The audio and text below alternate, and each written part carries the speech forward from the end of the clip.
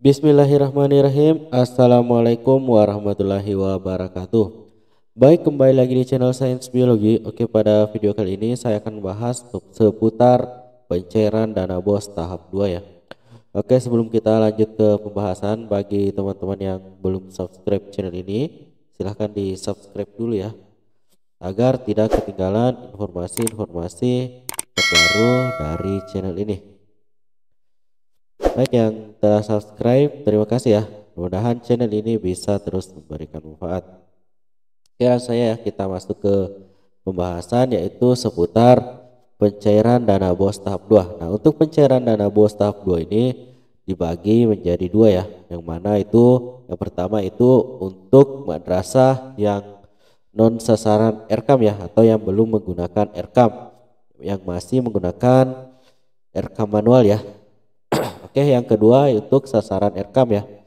Oke, kita bahas dulu ya. Yang pertama yaitu untuk sasaran RKAM. Nah, untuk sasaran RKAM yang pertama ya, untuk pencairan tahap 2 ini harus menyelesaikan minimal 80% ya di realisasi pengeluaran. Nah, di mana itu? Oke, saya tunjukkan dulu ya. Yang mana yang dimaksud dengan 80% realisasi pengeluaran ya. Karena ini wajib ya ada integrasi antara RKAM dan dana BOS. Ini kita sudah wajib menginput 80% realisasi pengeluaran di RKAM ya. Di RKAM kemenak.go.id bagi sasaran RKAM ya. Oke, kita login dulu dengan menggunakan akun staff. Nah, kita itu sudah menyelesaikan di sini ya, di realisasi pengeluaran. Ini minimal 80% ya. Ingat, minimal 80%. Kalau sudah 100%, atas ya alhamdulillah ya. Itu artinya sudah rampung RKAM-nya. Nah, di sini kita sudah menyelesaikan ya, pembelanjaan kita sudah 80%. Untuk mengeceknya kita bisa melihat ya di pendapatan ya. Nah, di sini ada sisanya, tinggal kita persenkan ya. Dan alhamdulillah kalau misal saya ini kan sudah selesai ya, jadi sisanya sudah 0 ya. Ini sudah 100%. Oke, itu untuk sasaran RKAM. Nah, kemudian selanjutnya yang harus disiapkan ini sama semua ya, biar yang pengguna atau non sasaran RKAM ini wajib juga ya SPTJB ya. Itu ini yang dimaksud dengan SPTJB, surat pernyataan tanggung jawab belanja. Nah, ini sudah mencantumkan ya bahwa dana yang sudah digunakan itu sudah 80%. Itu tadi ya, sama juga seperti RKAM. Kita sudah mengerjakan 80%. Nah, di sini juga di SPTJB itu sudah mencantumkan dana yang 80%. Kalau 100% sih ya bisa juga kalau misal sudah habis uangnya ya, sudah dibelanjakan semua, berarti ini bisa diisi dengan 100%. Saya tunjukkan dulu ya. Cuma ya yang membedakan nanti untuk berkas pencairan, kalau untuk yang non RKAM itu nanti ada LPJ ya, nanti saya tampilkan. Oke, kita bahas dulu yang ini ya. Nah, ini untuk surat pernyataan tanggung jawab belanja yang mana dimaksud di sini untuk 80%. Nah, di sini jumlah dana yang diterima tadi berapa ya untuk tahap 1. Nah, kemudian jumlah dana yang digunakan. Nah, jika misal ada sisanya itu minimal di sini sudah 80% ya yang sudah digunakan. Kalau sudah 100% berarti jumlah sisanya di sini 0 ya. 0 terbilangnya. Di sini yang digunakan misalnya 43 juta ya. Yang 43 juta, jadi kalau misal 43 juta ya 80% dari 43 juta berapa ya itu?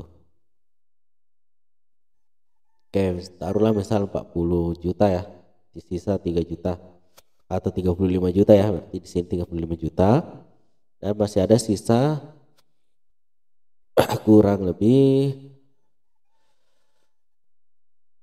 8 juta ya, sisanya 8 juta, berarti persentasenya kurang lebih 80% ya, seperti itu untuk di SPTJP. Kalau sudah 100% itu tidak juga masalah ya, yang penting di atas 80% ya yang sudah dibelanjakan. Oke, kemudian selanjutnya yang perlu dipersiapkan juga ya untuk madrasah yang sasaran RKAM ini juga masih sama ya, yaitu kwitansi penerimaan dana BOS sejumlah alokasi tahap 2 ya. Ini kwitansi ini diisi ya sesuai dengan jumlah dana BOS tahap 2 yang diterima. Misalnya 43 juta, berarti di kwitansi itu nanti tertulis 43 juta ya. Ini sih umum ya, umum. Kemudian jangan lupa juga untuk surat permohonan pencairan ya. Nah, ini juga wajib ya untuk di-upload ya berkas ini di portal BOS-nya nantinya. Nah, namun untuk saat ini masih belum dibuka ya, karena masih sekarang ini masih tahap pelaporan tahap 1 ya. Oke, jadi teman-teman yang belum upload untuk laporannya silahkan diupload ya. Ingat penggunanya minimal 80% itu sudah terrealisasi ya, terutama di RKAM. Tapi kalau misal kemungkinan ya ini untuk pembelanjaannya kemungkinan sudah semua ya 100%, cuma mungkin di RKAM-nya aja ya yang belum sepenuhnya selesai atas belum rampung. Nah, ini untuk kwitansi ini sama saja ya yang tahap 1 kemarin, tinggal diisi aja. Oke, kemudian selanjutnya permohonan ini juga masih umum ya. Ini juga wajib untuk RKAM dan non RKAM ya. Nah, kemudian selanjutnya untuk khusus untuk yang belum sasaran RKAM, nah ini wajib menampilkan LPJ ya. Nah, LPJ ini juga ada formatnya ya, formatnya. Kalau untuk sasaran RKAM ini tidak perlu membuat LPJ ya, karena LPJ atau realisasi kita kan langsung diinput ya di portal RKAM ya. Nah, di sini kita langsung input realisasinya ya. Nah, nanti akan keluar buku kas ya, sama seperti ini nantinya.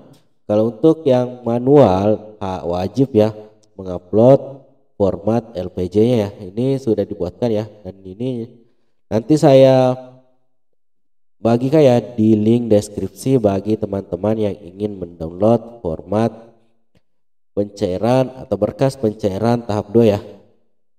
Saya tampilkan, dan juga di sini saya sudah siapkan ya berkas simulasi yang mana ini dari teman-teman ya.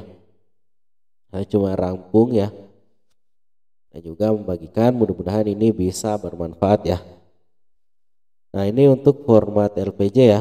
Nah, ini sebenarnya jelas ya untuk formatnya. Nah, untuk contoh pengisiannya di sini saya tampilkan ya. Tunggu, saya bukakan. Di sini ya untuk format LPJ yang oke, kita tunggu dulu ya. Terbuka, kemungkinan ini ya agak lalut juga ya laptopnya, jadi harus sabar ya. Oke, sambil menunggu ya, bagi teman-teman yang belum subscribe channel ini ya silahkan di subscribe terlebih dahulu ya. Nah, ini ada juga contoh buku kas ya.